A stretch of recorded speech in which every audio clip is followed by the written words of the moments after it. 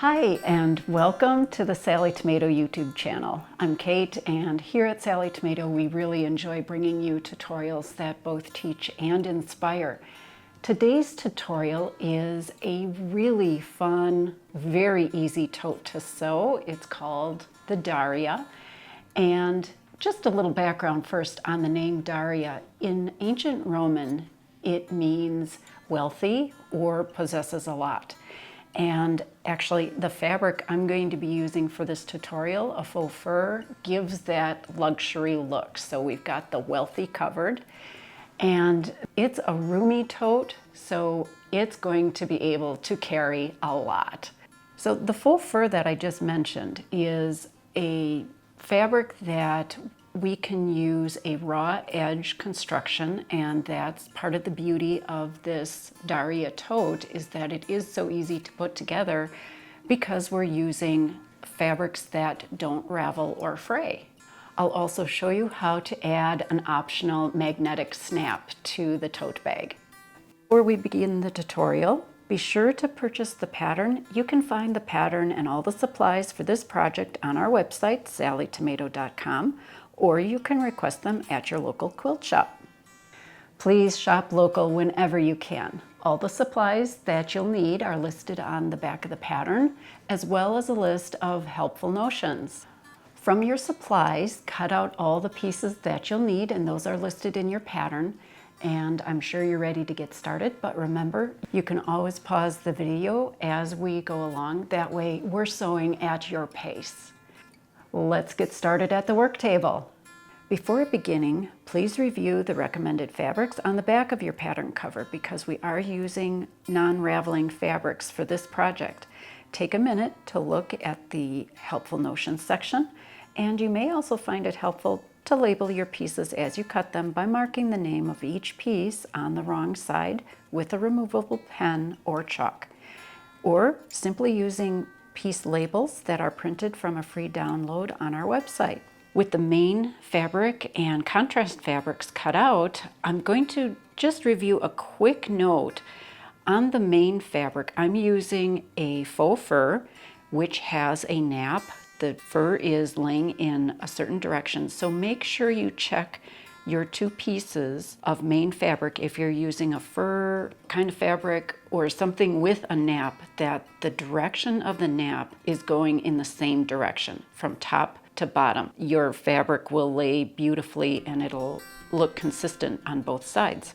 Let's move on to shaping our exterior pieces. That's with the main fabric pieces. On the wrong side, you'll mark the top edge in from the top corners, and then also mark down from each top corner along each opposite side. You'll draw an angled line from the top edge mark down to the adjacent side mark. And then we're also going to use the corner shaping template that's included in your pattern at the bottom corner of each of your exterior main pieces A, aligning the template long edge to the side edge of your fabric piece. You'll trace the angled template edges and then cut along all the marked angled lines, and make sure you've done the shaping to both pieces. With our main pieces shaped, let's move on to prepare and attach the facing. I've gone ahead and marked the wrong side of each facing piece for this snap placement. So now on the right side of each of the contrast pieces C, that's our facing, we'll install 1/2 of the magnetic snap centered. As I'm putting in the magnetic snap, I've added just a small piece of foam between the washer and the fabric. That just helps protect the facing piece from the prongs of the magnetic snap. And then with wrong sides together, center one piece C, that's our facing, with the snap in it, over one of the main pieces A, and you're going to align the top raw edges. And then at the machine, we're going to top stitch an 1/8 inch from those top raw aligned edges. And go ahead and trim the facing ends even with the angled edges of your main piece A.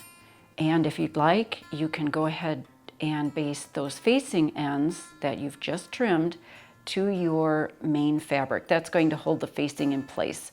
And be sure you do the same steps for your second main piece A and facing piece, that's piece C.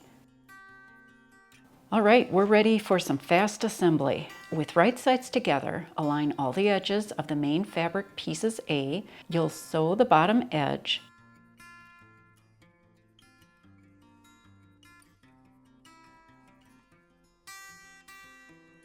And then an option is to finger press the seam open and then top stitch on the right side on either side of that seam.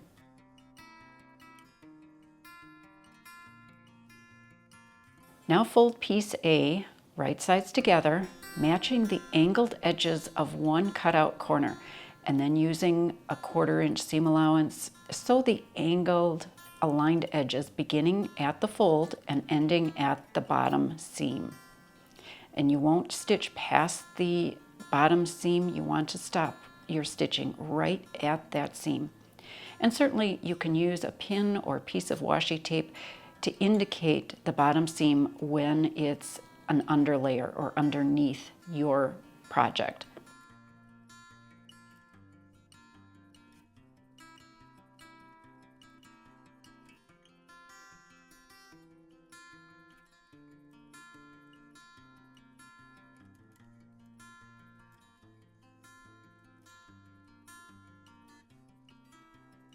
Now with the front and back right sides together, align that lower vertical side edge on each side, and you'll sew those together with a wider seam allowance, and that's okay. It is going to be quite a bit wider. You'll trim the seam allowance then to the narrower width. Now turn the tote right side out, and with wrong sides together, align and baste that top or upper angled side edge, again using a narrower seam allowance. Be sure to follow your pattern for the different seam allowances in each of the steps. And then we can move on to preparing and attaching the strap. To prepare the strap, join the contrast pieces B by placing the short ends right sides together, perpendicular to each other, and overlapping the ends by about a 1/4 inch, and then you'll sew a diagonal seam from corner to corner. The instructions say to trim the excess allowance first, and then press the seam open and top stitch on each side of the seam. I prefer to actually press the seam open and top stitch before I trim. That little extra bit of the strap underneath helps keep that seam open and flat while I'm top stitching. But either way is going to work just fine. Now with the two pieces of the strap connected with wrong sides together, you're going to fold the strap in half lengthwise, encasing both raw angled seams of the tote. Be sure to allow the short ends of the strap to extend a 1/4 to about a 1/2 inch past the raw edge of each side seam, and then hold those layers together with sewing clips. If you'd like, you can test the desired strap length, make any adjustments that you need, and replace your sewing clips. I've just unclipped one end and moved my strap, but if you want the center seam of the strap to stay near the center, you'll want to adjust both ends of your strap along the tote edges.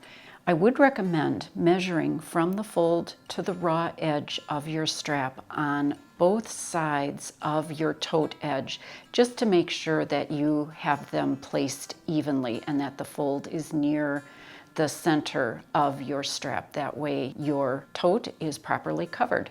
And then you'll top stitch those long raw edges of the strap through all the layers.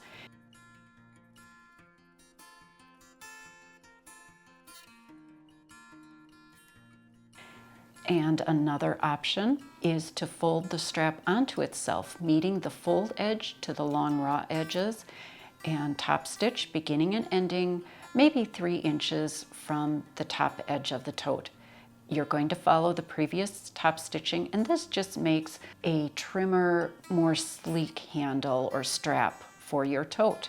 If you decide your strap fabrics are too thick when you fold them to make that narrower, smaller strap, folding the strap on itself, you can certainly decide not to do that. If you shortened the strap a little bit, certainly feel free to trim a little extra off so you don't have quite as long a tail. We're finished. Congratulations! I hope you have fun using your new Daria tote and pack a lot into that tote bag. I hope this tutorial has given you a few tips for your next projects. And if you have further questions, leave a comment below and we'll do our best to answer them. We encourage you to share photos of your completed projects using hashtag Sallie Tomato and hashtag Daria Tote on social media. If you found this tutorial helpful, please give it a thumbs up and subscribe. That way you'll always know when a new video is here. Thanks for joining me and have a great making day.